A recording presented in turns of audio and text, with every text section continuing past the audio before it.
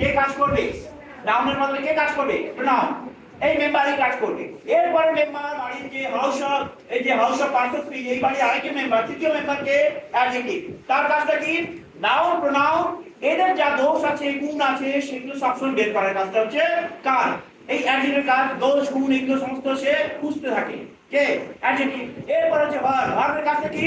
না সবাইকে কাজের দায়িত্ব দেবে। এই তুমি এটা করবে, এই তুমি ওখানে যাবে, এই তুমি এটা করবে না, তুমি এটা করো। এই কাজগুলো কিন্তু ভার্ব করবে, এই মেম্বার কাজ করবে। এরপরে কি? অ্যাডভার্ব। অ্যাডভার্ব কি করবে?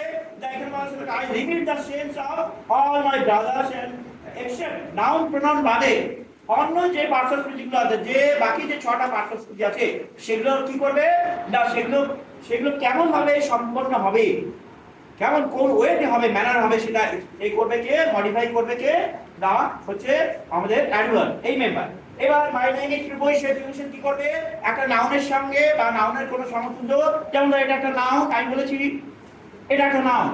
The book is on the table. তাহলে টেবিলের সঙ্গে বইয়ের সম্পর্ক স্থাপন করছে কে? অন প্রিপোজিশনটা on. The book is on the table. দেখো অন দ্য টেবিল মানে কি? তখন উপরে হয়ে যাবে। কিন্তু যদি বলে under the, sorry on the bench মানে কি উপরে হয়ে যাবে, আন্ডার দ্য বেঞ্চ মানে নিচে হয়ে যাবে। কারণ অন আন্ডার চেঞ্জ করার সঙ্গে সঙ্গে বইয়ের অবস্থান কিন্তু এই নাউনের সাপেক্ষে পাল্টাচ্ছে। তার মানে এই নাউনের সঙ্গে এই নাউনের সম্পর্ক স্থাপন করতে গিয়ে সেটা হচ্ছে পরে যেটা, সেটা হচ্ছে প্রিপোজিশন। এবার পরেরটা বলেছি কনজাংশন। একটা বাক্যের সঙ্গে আরেকটা বাক্যের সম্পর্ক স্থাপন করতে কে? না কে? কনজাংশন। এবার আর ইন্টারজেকশন কি করছে? শুধু আবেগগুলো কাজ করছে।